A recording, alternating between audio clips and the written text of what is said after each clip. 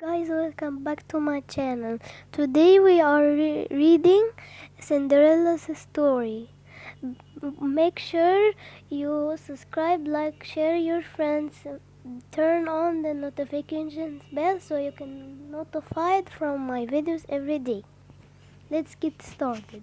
Once upon a time, in a faraway land, there lived a rich window gentleman and his beautiful daughter, Cinderella.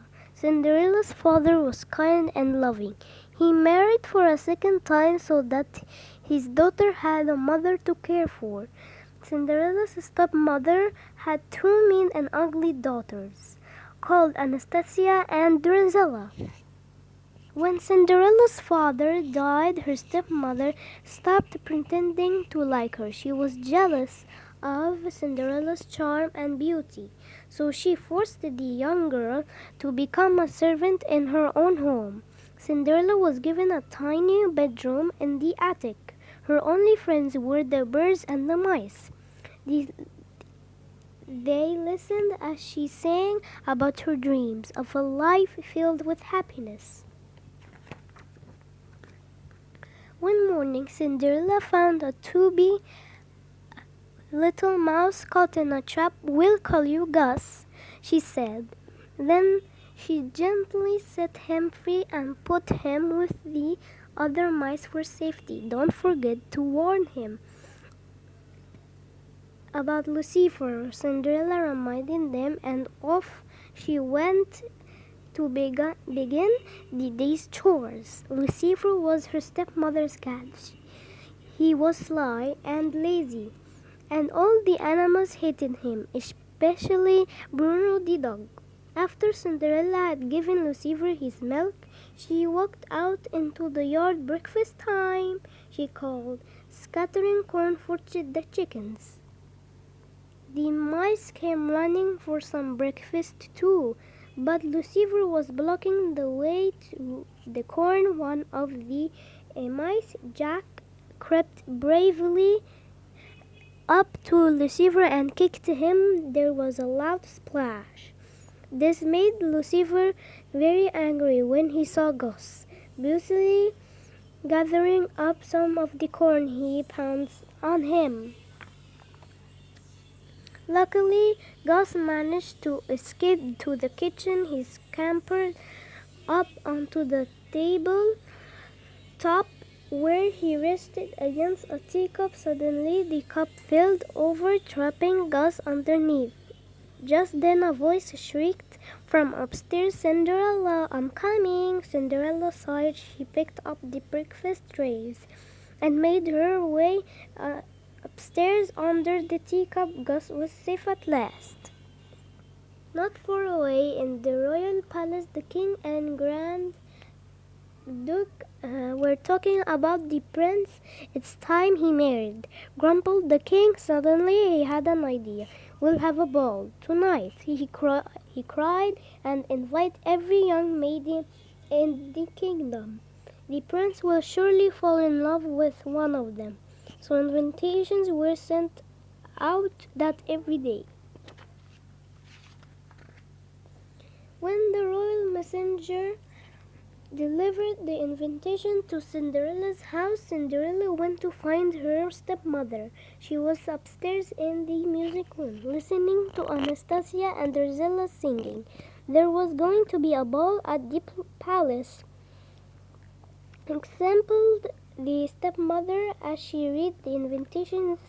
"Every young maiden is to attend." "Why, that means I can go too," said Cinderella. Hopefully, Anastasia and Drizella shrieked with laughter at the idea. But Cinderella was determined. "Well, why not?" she asked. Her stepmother thought for a moment, then a sly look crossed her face. "I see no reason why you can't go if you get all your work done." "I am sure I can," cried Cinderella, rushing up the stairs to find something to wear. Cinderella opened her wardrobe and took out one of her mother's old gowns. "It's a little old-fashioned, but I will fix that," she said. Cinderella shrieked her stepmother, "I'm coming." Cinderella sighed. The, the mice knew that poor Cinderella would never have time to finish the dress, so they decided to work on it themselves. They sang merrily as they cut and sewed the material. At last the pretty dress was finished.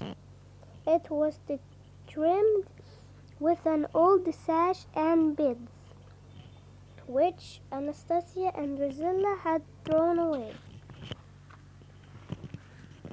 Later that evening, Cinderella sadly returned to her attic room.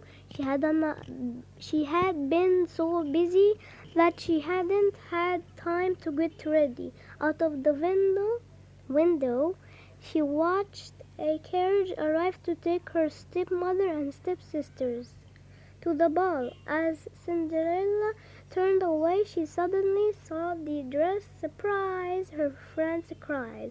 "Oh, it's wonderful!" Cinderella exclaimed heartily, able to believe her eyes. In no time at all, she had slipped the dress on and was rushing downstairs to the carriage. But when Anastasia and Drusilla saw their stepsisters looking so beautiful, they were filled with jealousy. "Why, you little thief!" Drusilla screamed, spotting her old braids around Cinderella's neck. Then Anastasia looked at the sash. "That's mine!" she cried, grabbing the sash and ripping Cinderella's dress.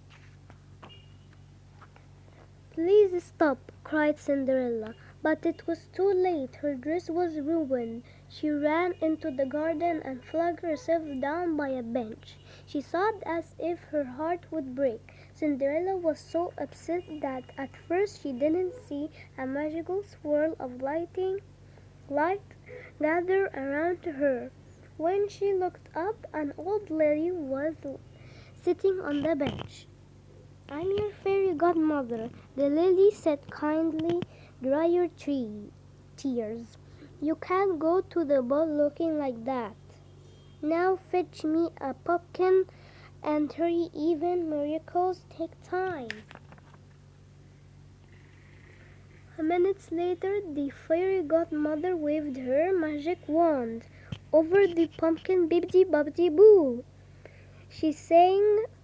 The pumpkin changed into a sparkling carriage. "Now," said the fairy godmother, "with an elegant carriage like that, you simply have to have a mice with that." She waved her and wand over Gus, Jack, and their friends and changed them into proud white horses. Another wave of the wand and Cinderella's horse was changed into a coachman, and Bruno the dog was changed into a footman.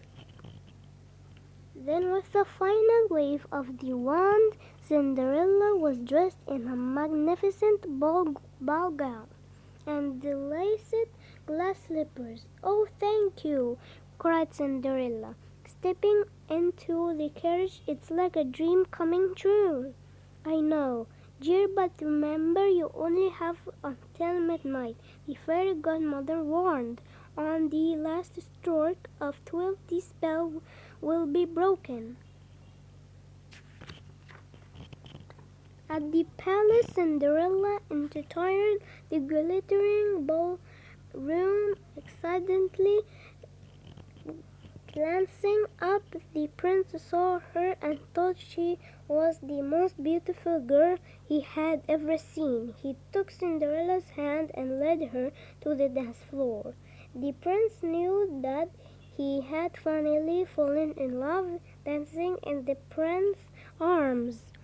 Cinderella felt as though she were floating on air. Suddenly she heard the clock chime. It was the first stroke of midnight.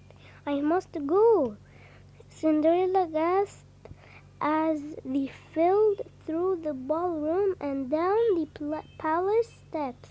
Wait, you can't go now, cried the prince, but Cinderella didn't stop.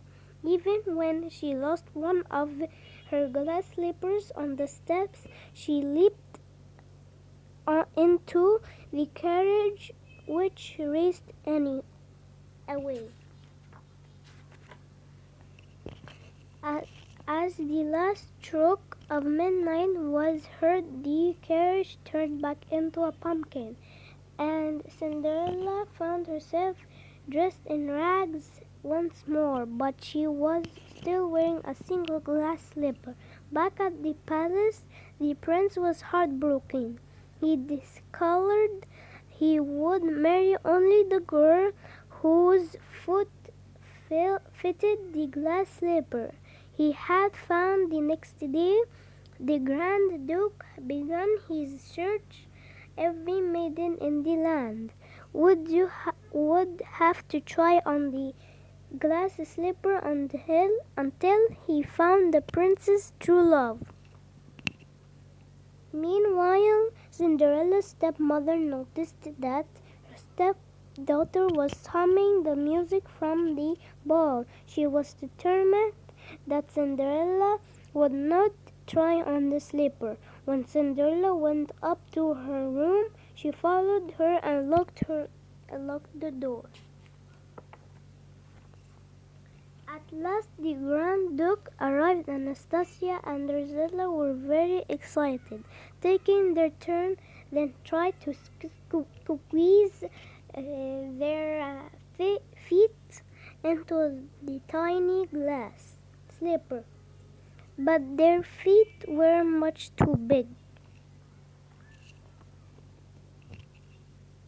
Jack and Gus were desperate to help Cinderella.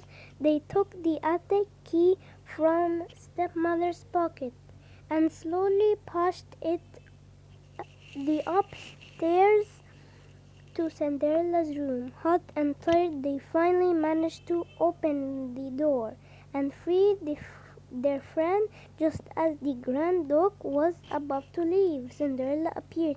Please wait, she called. May I try on the slipper? Next, the Grand Duke led Cinderella to a chair and called for the footman. As the footman stepped forward, the wicked stepmother tripped him up. The slipper flew through the air. There was a loud crash as it hit the floor and shattered into 1,000 tiny pieces. Oh no! Gasped the Duke. Perhaps this would help, said Cinderella, reaching into her pocket and bringing out the other glass slipper. Her stepsisters shrieked as the delighted Duke fitted the slipper onto Cinderella's foot.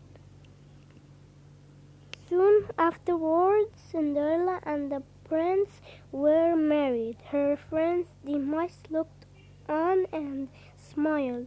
They knew Cinderella dreams had finally come true. I hope you guys liked that video. Bye everyone.